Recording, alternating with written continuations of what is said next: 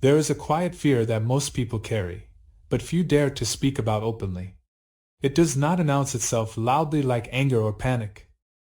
It hides behind jokes about gray hair, behind expensive skincare routines, behind relentless gym memberships, behind the need to stay relevant. It whispers in the mirror when we notice a new wrinkle. It echoes in the silence when our body feels a little slower than it did 10 years ago. It surfaces when we see younger faces rising where we once stood confidently. This is the fear of aging. No matter where we are in life, in our 20s, 30s, 50s, or beyond, aging follows us like a shadow.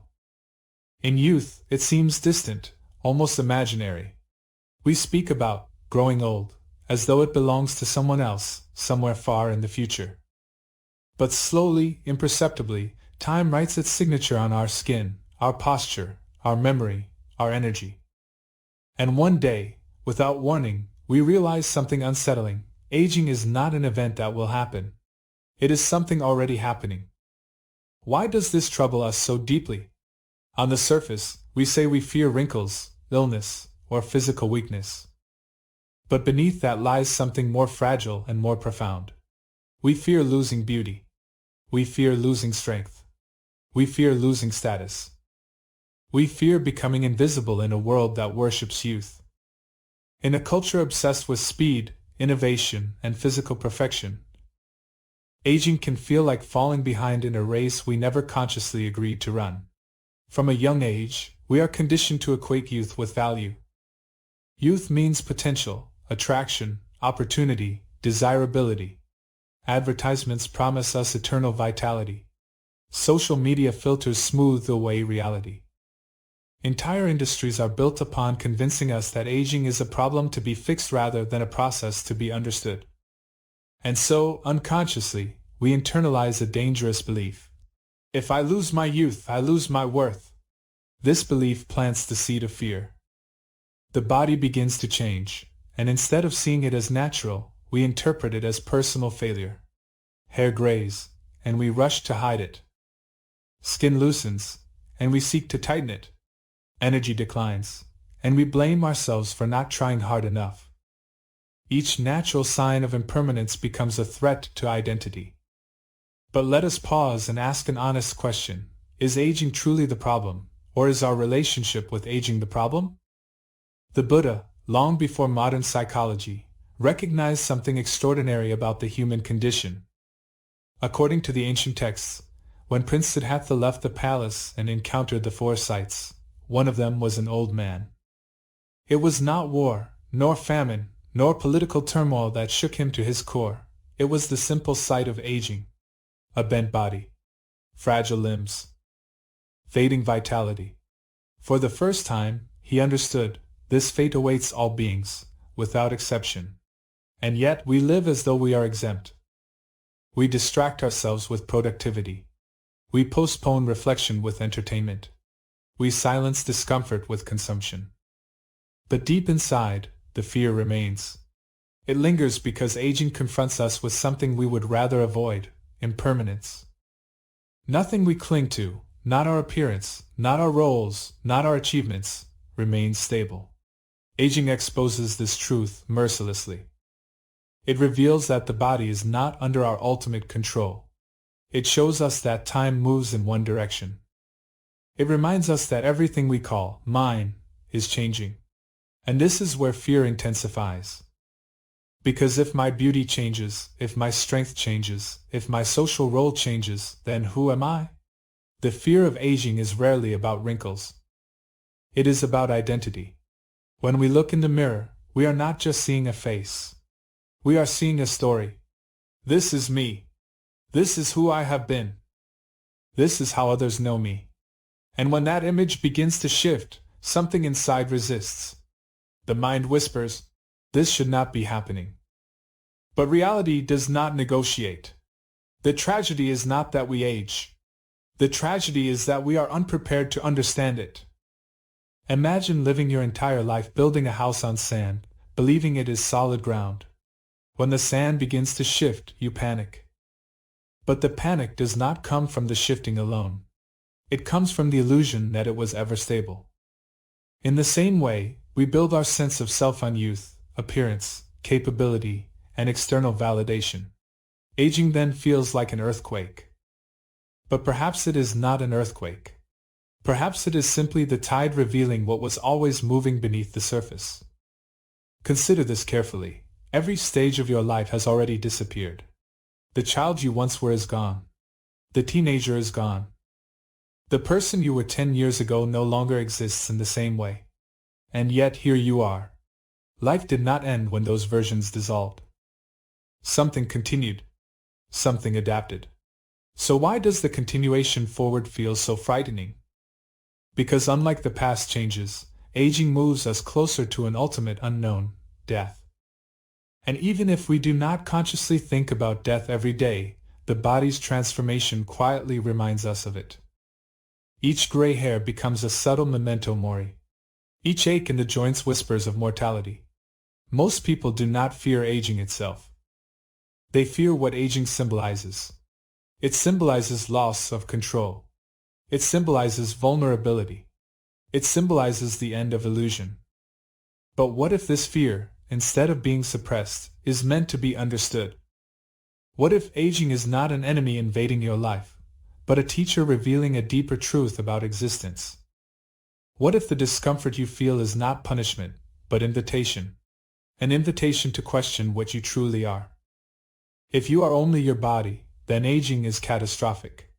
If you are only your social role, then retirement is annihilation. If you are only your appearance, then time is a cruel thief. But if your identity rests on something deeper than form, something not dependent on youth, then aging changes its meaning completely. The problem is not that we grow older. The problem is that we have never been taught how to see aging clearly. We were taught how to compete, how to achieve, how to attract, how to succeed. But we were rarely taught how to decline gracefully. We were never taught how to watch our body change without panic. We were never guided to examine the fear itself. And so, the fear remains in the shadows. Tonight, I invite you not to push this fear away. Do not cover it with positivity. Do not fight it with denial. Instead, turn toward it gently. Ask yourself, what exactly am I afraid of losing? Beauty? Relevance? Control? Love? Life itself? When you name the fear clearly, it begins to soften. Because here is a profound truth: aging is universal, but suffering about aging is not inevitable. There is a difference between the natural process of growing older and the mental anguish we attach to it. One is biological. The other is psychological.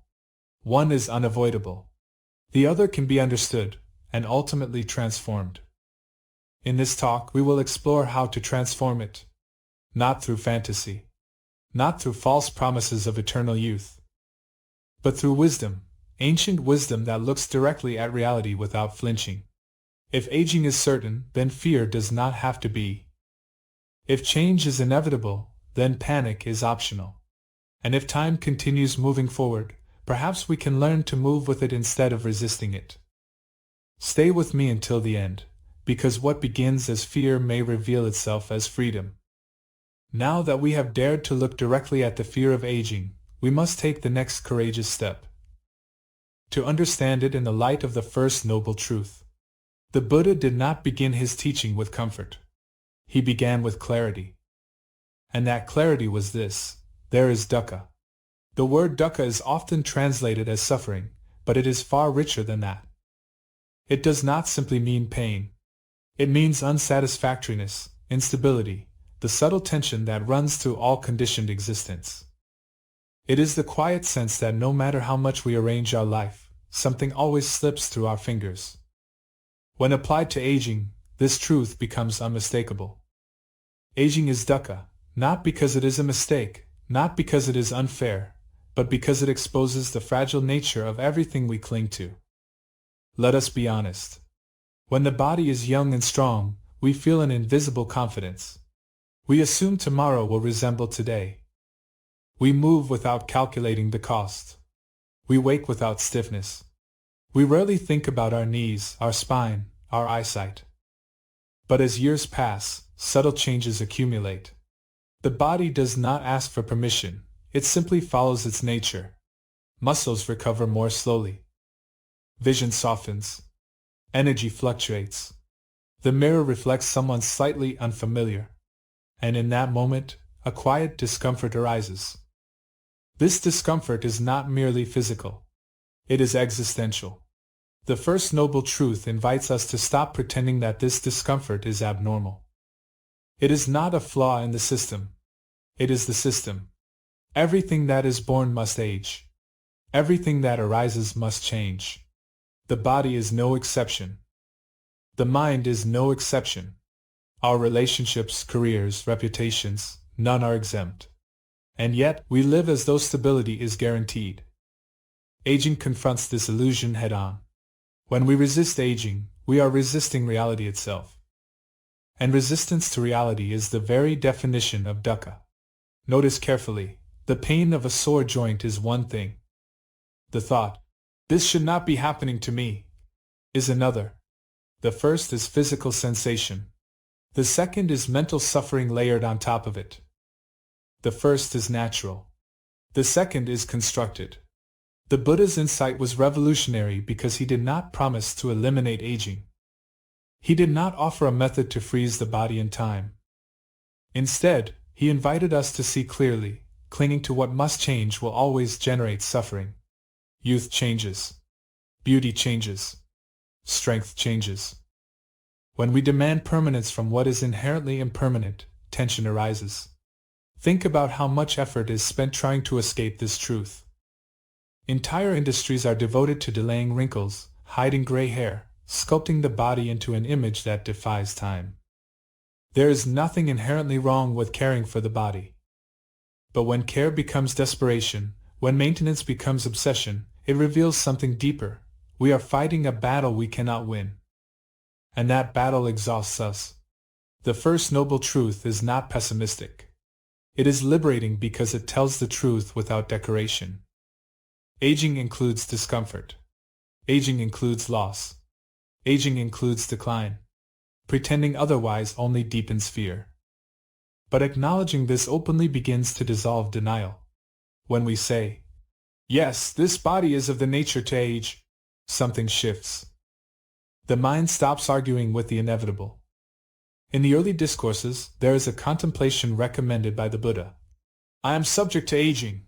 I have not gone beyond aging." This is not meant to depress the mind. It is meant to ground it in reality. When we reflect on this regularly, aging loses its element of surprise. It becomes expected. And what is expected causes less shock. Consider how fear operates. Fear intensifies when something feels sudden, unfair, or personally targeted. But aging is not personal. It is universal. It is not happening to you alone. It is happening to every being who has ever been born. Kings aged. Warriors aged. Philosophers aged. The wealthy aged. The beautiful aged. No achievement, no intelligence, no influence has ever negotiated an exemption. When we internalize this, self-pity begins to weaken. Instead of asking, "Why is this happening to me?" we begin to understand. This is the nature of embodied life. And strangely, that understanding brings relief. But let us go deeper. Dukkha in aging is not only about physical change. It is also about the stories we attach to those changes. A new wrinkle becomes a symbol of lost attractiveness. Slower memory becomes a symbol of declining value. Retirement becomes a symbol of irrelevance. These interpretations are not inherent in the aging process. They are mental constructions. And yet, we suffer as though they are objective facts. The first noble truth asks us to separate reality from reaction. Reality, the body ages. Reaction, I am becoming worthless. Reality, energy decreases. Reaction, I am falling behind. Reality, appearance changes. Reaction, I am losing my identity. It is in the reaction that suffering multiplies. There is a powerful paradox here. The more we deny dukkha, the more it controls us. The more we admit it, the more space opens within us. When we say honestly, yes, aging includes discomfort, we stop wasting energy pretending otherwise. Acceptance does not mean passivity. It means alignment with truth. Imagine standing in the ocean trying to push back the tide with your hands. You will exhaust yourself and still get wet. But if you learn to float, the same water that once threatened you can support you. The first noble truth is the moment we stop pushing against the tide of time. Aging is a teacher of impermanence. Every change in the body whispers the same lesson: nothing stays.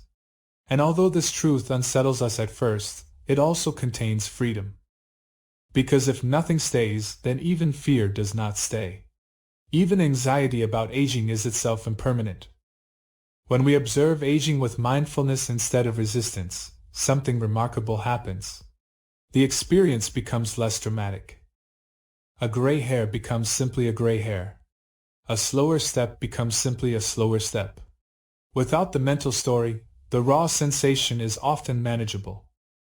It is our interpretation that magnifies it into catastrophe. The first noble truth does not end in despair. It ends in sobriety. It strips away fantasy so that wisdom can grow. You cannot heal what you refuse to see. You cannot transcend fear if you deny its roots.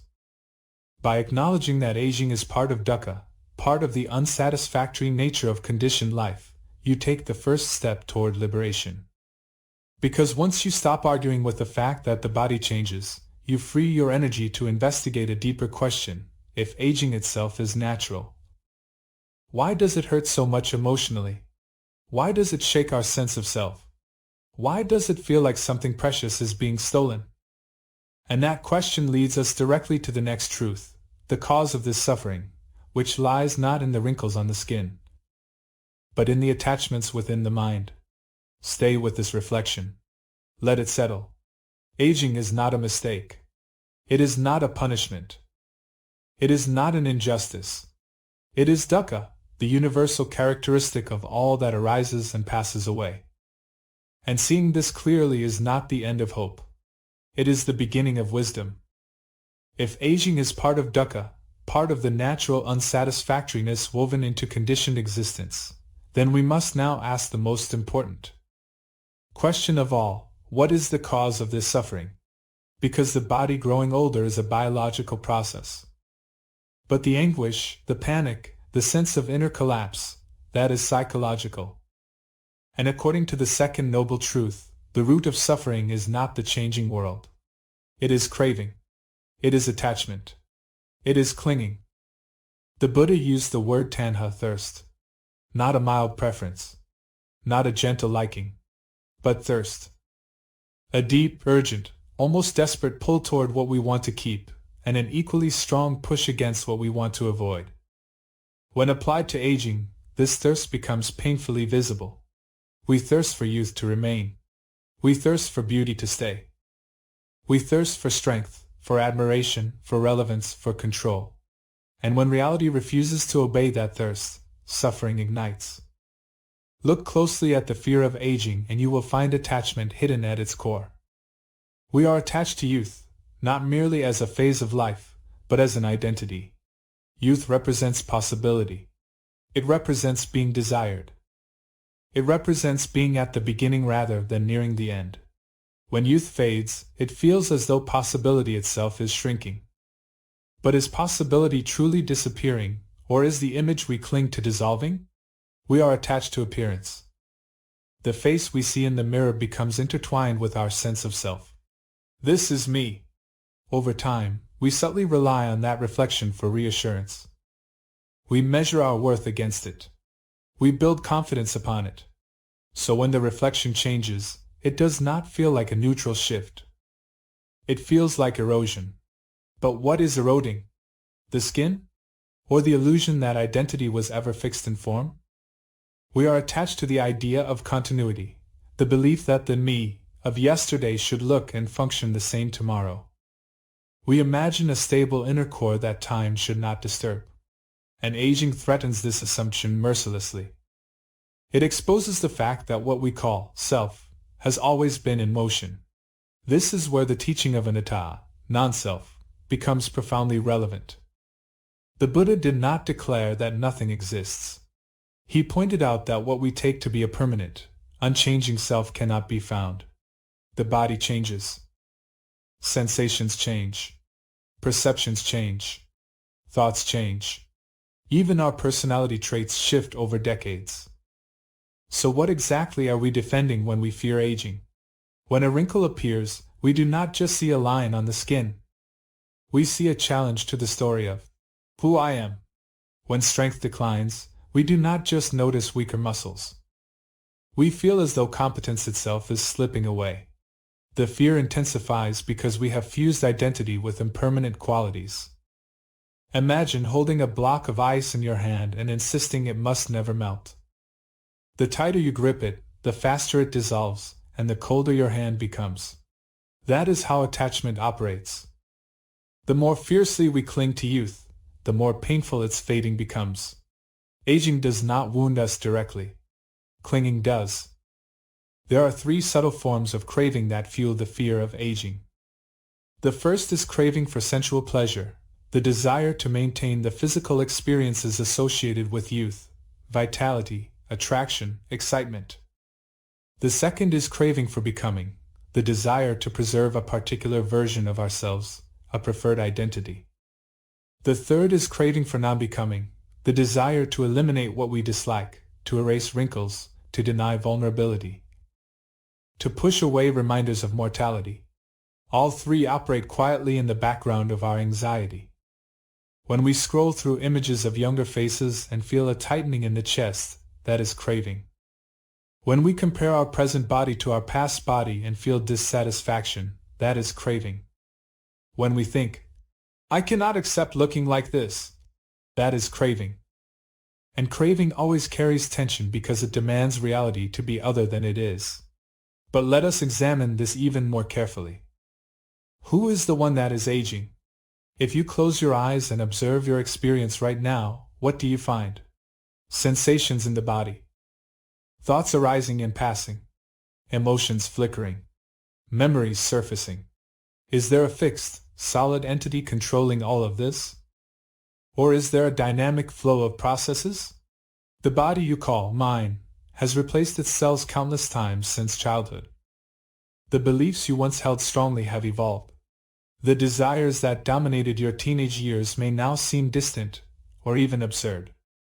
Which version of you is the real one? The 10-year-old? The 20-year-old? The present-day self? Each felt authentic at the time. Each has vanished. Aging simply makes this flux undeniable.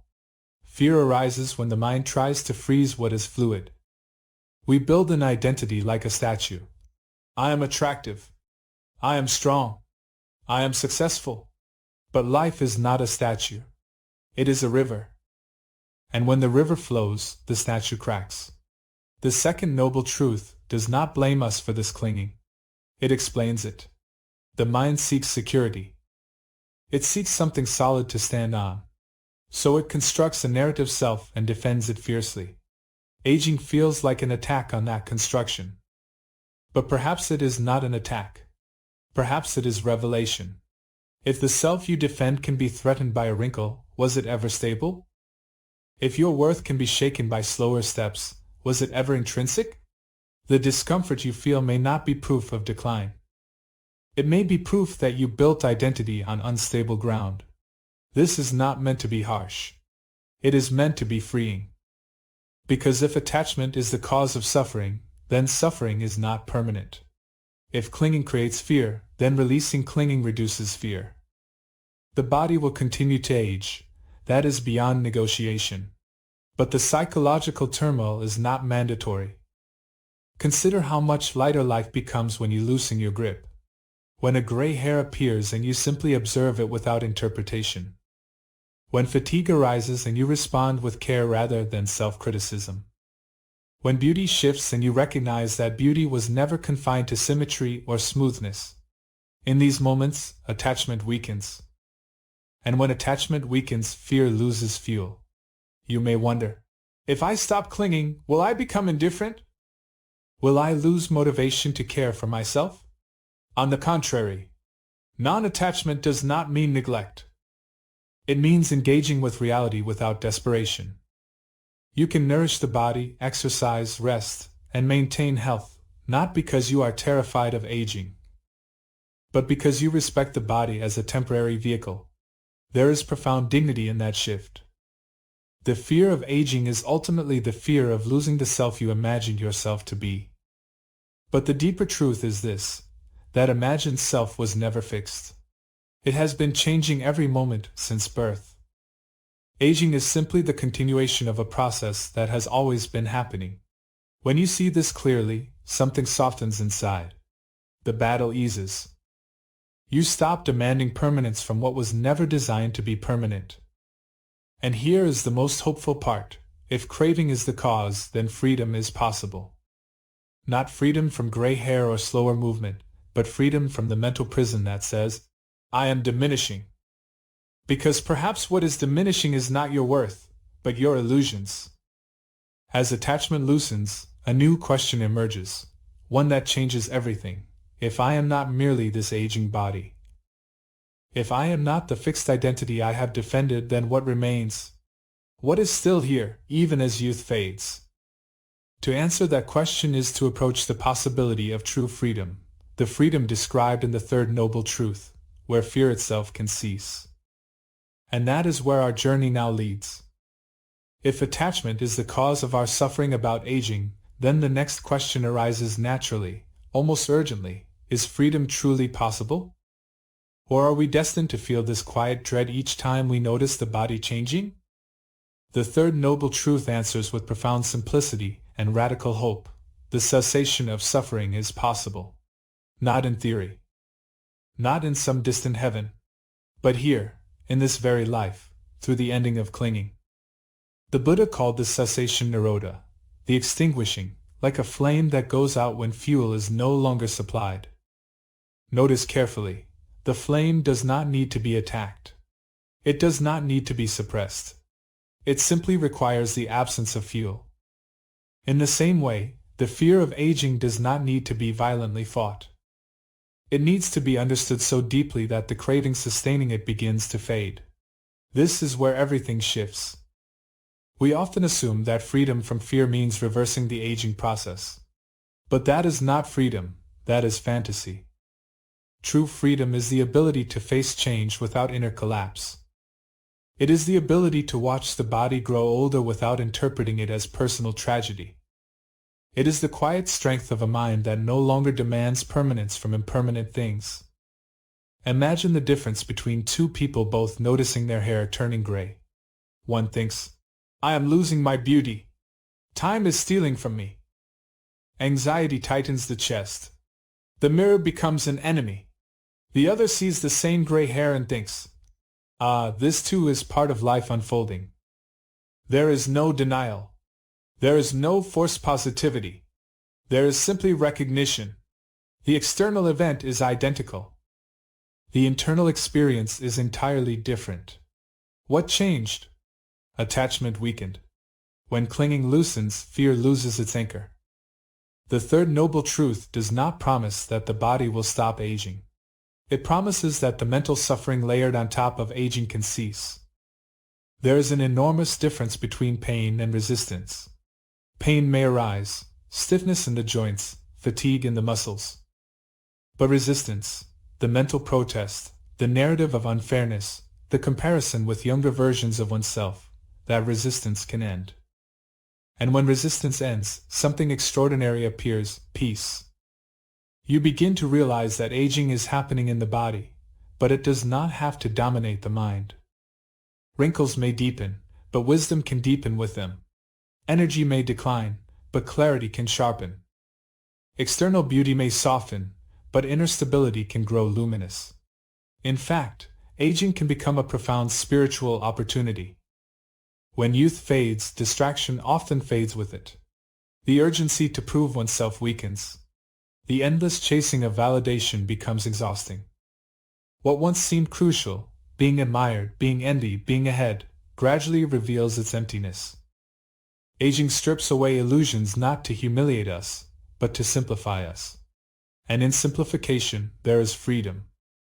Consider this: when you were younger, how much of your life was spent trying to become something? Trying to establish identity, reputation, success? Aging quietly asks a different question: what if you do not need to become anything more? What if you can simply be? There is immense dignity in this realization. The third noble truth invites us to reframe aging entirely. Instead of viewing it as decline, we can see it as refinement. Instead of loss, maturation. Instead of erosion, distillation. The body may grow less capable of certain tasks, but the mind, when cultivated, can grow more spacious, more compassionate, more fearless. Think about the elders you have met who radiate calm. Their skin may be lined, their movements slow, but there is something steady in their presence. They are not racing against time. They are not negotiating with reality. They have made peace with impermanence. That peace is not accidental. It is the fruit of letting go. Freedom from the fear of aging does not mean you will never feel a flicker of sadness when you notice change. It means that sadness no longer controls you. It arises and passes, like any other sensation. You do not build an identity around it. You do not construct a story of decline. You allow experience to move through awareness without clinging. And here lies a subtle but powerful insight. Aging is happening to the body, but awareness itself, the knowing of experience, does not wrinkle. The field in which sensations appear does not grow old in the same way the body does. When you sit quietly and observe your breath, the awareness that knows the breath is not 20 years old or 70 years old. It simply knows. This shift of identity is transformative. If you believe you are only the body, then every sign of aging feels like erasure. But if you begin to experience yourself as awareness, as the witnessing presence in which the body's changes unfold, then aging becomes a phenomenon. Observed, not a catastrophe endured. Fear fades when identification loosens. The cessation described in the third noble truth is not dramatic. It is gentle. It happens gradually, like ice melting under warm sunlight. Each moment of mindful acceptance reduces the grip of craving. Each reflection on impermanence softens resistance. Each act of compassion toward your changing body builds trust. You begin to see that nothing essential is being taken from you. What is dissolving are assumptions, attachments, illusions. And what remains is something quieter but far more stable, a mind aligned with reality. Aging, then, becomes less about what is disappearing and more about what is being revealed. It reveals the fragility of form. It reveals the futility of clinging. It reveals the possibility of living without illusion. And perhaps most beautifully, it reveals urgency, not the frantic urgency of youth, but the clear urgency to awaken. When you know time is limited, you waste less of it on trivial conflicts. You cherish conversations more deeply. You forgive more readily. You appreciate ordinary moments with greater tenderness. In this way, aging can deepen gratitude. The third noble truth assures us that fear is not inevitable. It is conditioned.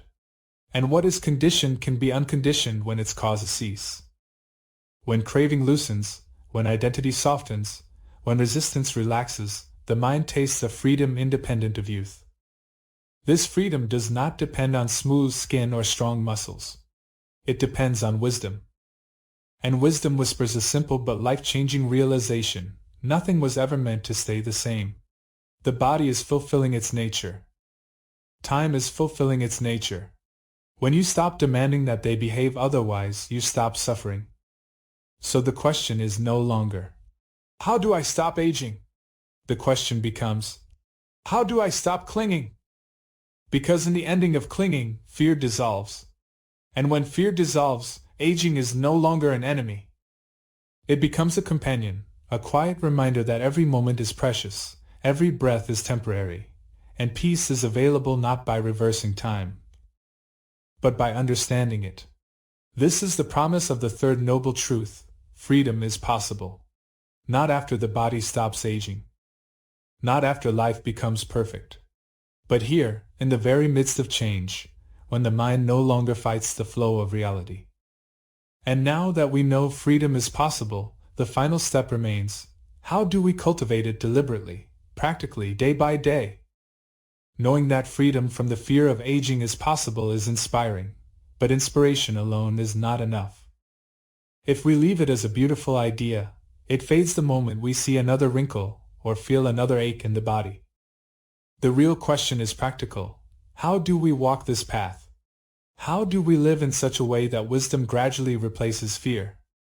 This is where the fourth noble truth becomes alive, the path leading to the cessation of suffering. And in applying it consciously to aging, we transform philosophy into lived experience. The path begins with right view. Without right understanding, every practice becomes fragile. Right view means seeing clearly that aging is not a mistake in the design of life. It is the design. Impermanence is not an interruption, it is the fundamental structure of existence.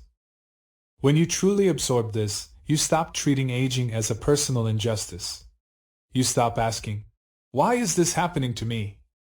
and begin recognizing, this is the nature of all conditioned things.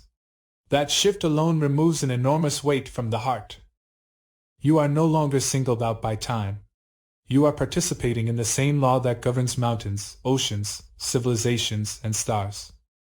Right view also means seeing that suffering does not come from change itself, but from clinging to what changes.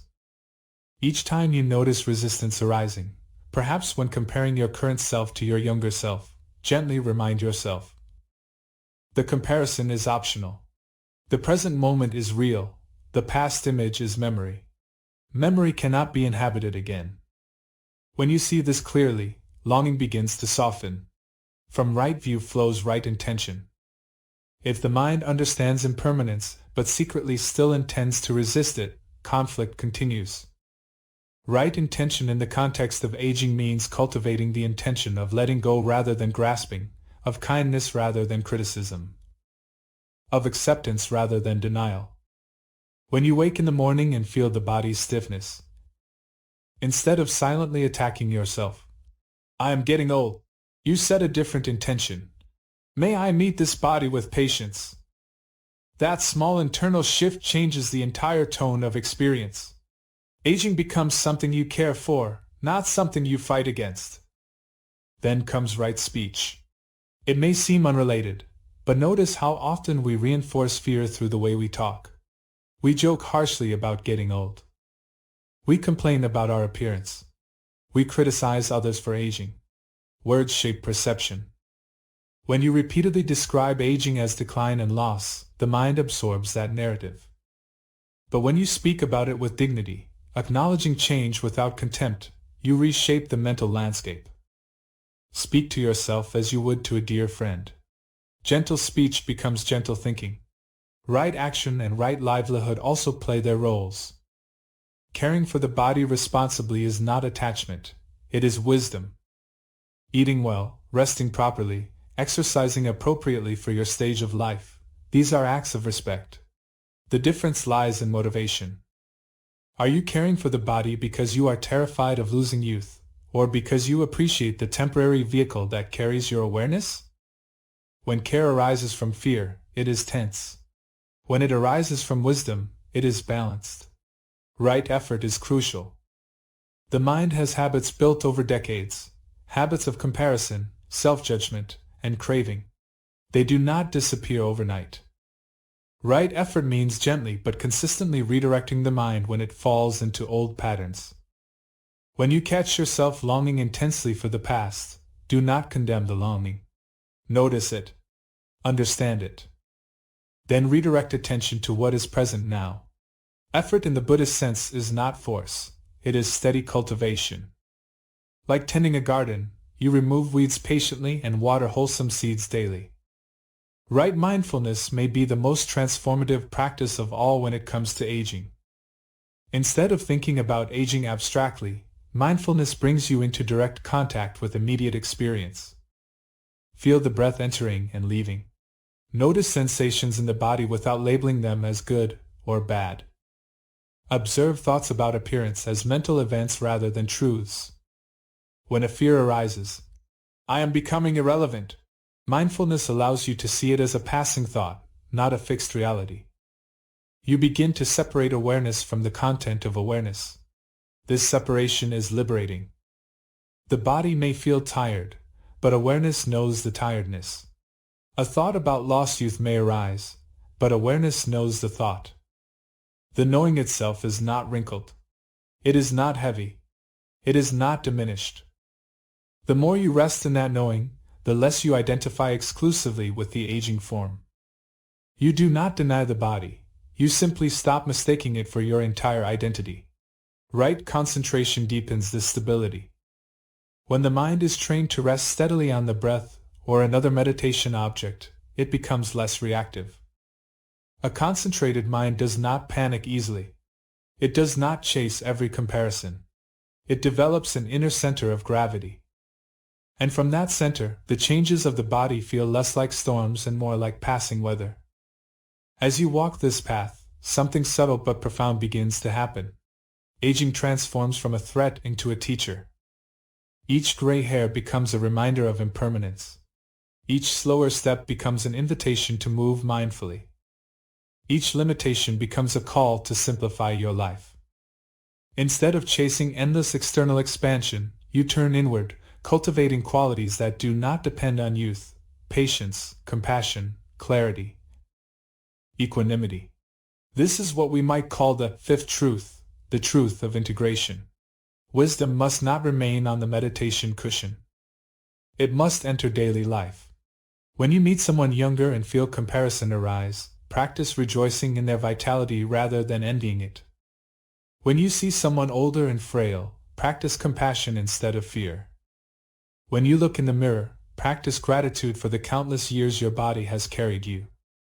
Gratitude is powerful medicine against the fear of aging. Instead of focusing on what is fading, focus on what remains and what has been given. This body has walked thousands of miles, embraced loved ones, survived illnesses, experienced joy and sorrow. The lines on your face are not merely signs of decline, they are inscriptions of a life lived. And there is one more essential reflection: aging prepares us for the ultimate letting go. Death is often the unspoken shadow behind our fear of growing old. But if we practice releasing attachment to youth, appearance, and fixed identity now, we are rehearsing the art of letting go gently. Each small acceptance becomes preparation for the final acceptance. This is not morbid. It is wise. When you know that life is finite, you stop postponing what truly matters. You forgive sooner. You love more openly. You waste less time pretending. In this way, aging can ripen the heart. Imagine reaching the later years of life not with bitterness, but with serenity. Not clinging desperately to what has passed, but resting peacefully in what is present. That serenity does not come automatically with age. It comes from practice. It comes from repeatedly choosing wisdom over craving, awareness over denial. The world may continue to worship youth. Trends will shift. Technology will advance. Generations will replace one another. But if you cultivate the path, your peace will not depend on keeping up. It will depend on understanding deeply. Aging is inevitable. Fear is not. Youth will fade. Awareness can deepen. The body will change. Wisdom can grow brighter. When you apply the path sincerely, you discover something extraordinary. Nothing essential is being taken from you. What falls away are illusions. What remains is freedom. So do not wait until the body is frail to begin this work. Begin now. Begin with the next breath. Observe it. Appreciate it. Know that it too will pass. And in that knowing find peace. Because the true victory is not staying young forever. The true victory is aging without fear.